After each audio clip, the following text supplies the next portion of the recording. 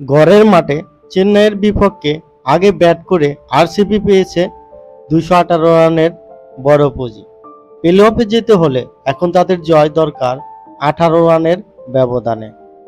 Run তাড়া করতে নেমে চেন্নাই 201 রান করতে পারলে বিদায় হবে কোহলিদের, আর প্লে অফে চলে যাবে ধোনি গায়কোয়াড়ের চেন্নাই সুপার কিংস। চেন্নাইয়ের বিরুদ্ধে শুরু থেকেই আগ্রাসী ছিলেন বিরাট কোহলি। বড় লক্ষ্যের কথা মাথায় রেখেই খেলছেন একের পর এক বিগ শট। প্রথম 3 ওভারেই উঠেছে 31 রান, এরপর বৃষ্টি এসে বাধা দেয় খেলায়, তবে তাতে ওভার কাটা যায়নি। তবে বিরাট কোহলি জয়ের প্রত্যাশা নিয়ে মাঠে নেমেছিলেন, যার কারণে বৃষ্টির পরেও নিজের আগ্রাসী ব্যাটিংই চালিয়ে গিয়েছে কোহলি। স্ট্রাইক রেটে নিয়ে চলা সমালোচনার জবাব দিলেন পরিস্থিতি অনুযায়ী আগ্রাসী এক ইনিংস খেলে। 29 বলেই অবশ্য থামে তার ইনিংস, করেছেন 47 রান।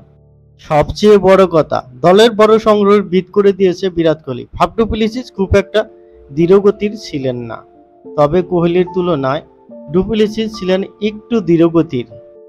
কোহলি 29 বলে 47 রান করে আউট হলেও ডু প্লেসিস কিন্তু ভুল করেননি।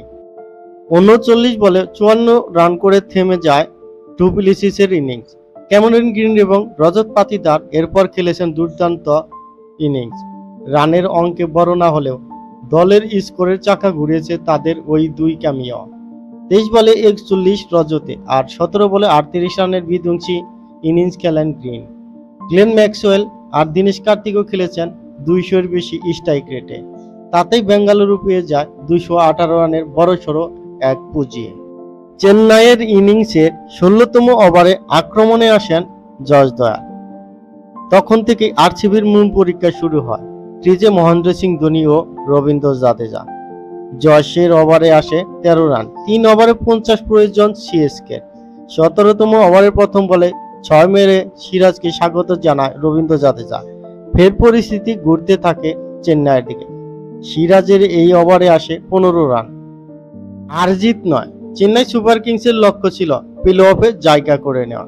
ম্যাচ জেতার জন্য চেন্নাই সুপার কিংসের টার্গেট ছিল 219 রান, কিন্তু হারলে প্লে অফে জায়গা করে নিতে পারত।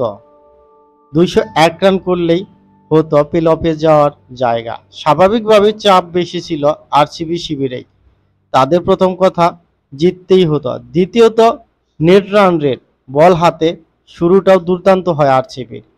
বোলিং ওপেন করেন গ্লেন ম্যাক্সওয়েল, প্রথম বলেই ফেরান সিএসকে ক্যাপ্টেন ঋতুরাজ গায়কোয়াড়কে।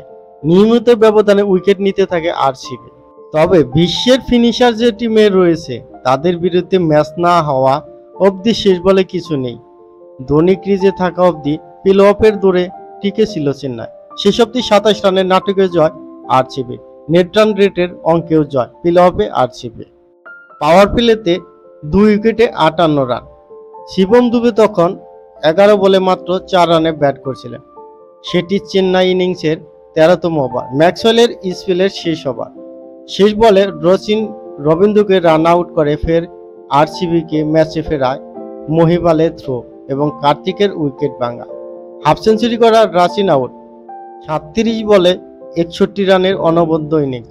পরের ওভারে ক্যামেরন গ্রিন আক্রমণে। শিবম দুবে এ মৌসুমে শুরু থেকে বিধ্বংসী ফর্মে। চাপের ম্যাচে 15 বলে 7 রানে ফিরলেন।